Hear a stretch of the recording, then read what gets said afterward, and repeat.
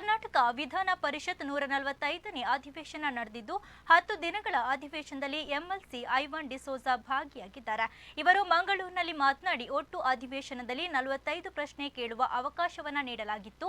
ಈ ಪೈಕಿ ರಾಜ್ಯದಲ್ಲಿರುವ ಒಟ್ಟು ಪಡಿತರ ಚೀಟಿ ವಿವರಗಳು ಮತ್ತು ಇತರ ಸಮಸ್ಯೆಗಳ ಬಗ್ಗೆ ಪ್ರಶ್ನೆಯನ್ನ ಮಾಡಲಾಗಿದೆ. ರಾಜ್ಯದಲ್ಲಿ ಯಾವುದೇ ಅರ್ಹರ ಪಡಿತರ ಚೀಟಿ ರದ್ದಾಗಿಲ್ಲ.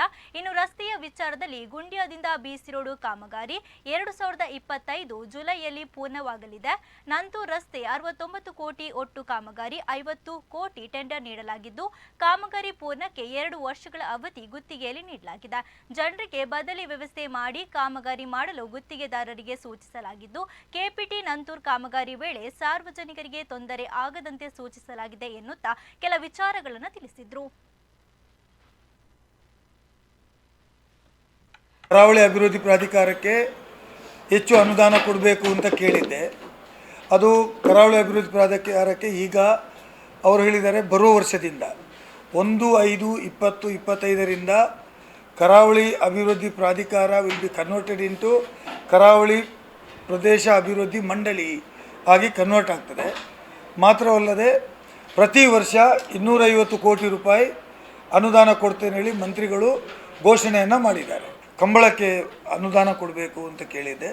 ಈಗಾಗಲೇ ಪ್ರತಿ ಕಂಬಳಕ್ಕೆ 5 ಲಕ್ಷ ಕೊಡಬೇಕು ಅಂತ ಸರ್ಕಾರ ತೀರ್ಮಾನವನ್ನು ಮಾಡಿ ಹೊರಡಿಸಿ ಆಗಿದೆ.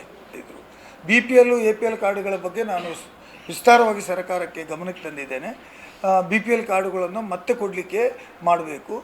ಬೋಗಸ್ BPL ಕಾರ್ಡು ಯಾವುದು ಇದ್ದಾವೆ ಅಂತ ಇತ್ತು ನೋಡುವಾಗ ಅದು 435 ಕಾರ್ಡುಗಳು ಮಾತ್ರ ರಿಜೆಕ್ಟ್ ಆಗಿದೆ ಹೊರತು ಬೇರೆ ಎಲ್ಲ ಕಾರ್ಡುಗಳು ಹಿಂದೆ ಇದ್ದದೇ ರೀಇನ್ಸ್ಟೇಟ್ ಮಾಡಲಿಕ್ಕೆ ಸರ್ಕಾರ ಆದೇಶವನ್ನು ಕೊಟ್ಟಿತ್ತು.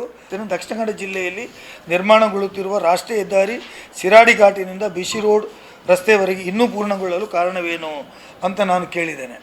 ಆ ಪ್ರಶ್ನೆಗೆ ಅವರು ಉತ್ತರ ಏನು ಕೊಟ್ಟಿದ್ದಾರೆ ಅಂತ ಹೇಳಿದರೆ, ರಾಷ್ಟ್ರೀಯ ಹೆದ್ದಾರಿಯಲ್ಲಿ ಮಂಗಳೂರಿನಿಂದ 237.0ರಿಂದ 263 ಶಿರಾಡಿ ಘಾಟಿಯಿಂದ ಮಾರನಹಳ್ಳಿಯಿಂದ ಅಡ್ಡಹೊಳೆವರೆಗಿನ ರಸ್ತೆಯನ್ನು ಸಂಚಾರ ಸುಗಮವಾಗಿತ್ತು. ನಾನು ಇವತ್ತು ಇಂಜಿನಿಯರ್ ಜೊತೆ ಮಾತಾಡಿಕೊಂಡಿದ್ದೇನೆ. ಏನು ಯಾವಾಗ ಕಂಪ್ಲೀಟ್ ಮಾಡ್ತೀರಿ ಅಂತ. ಜುಲೈ 2025ವರೆಗೆ ಫಸ್ಟ್ ಪೇಜ್ನಲ್ಲಿ ರಸ್ತೆ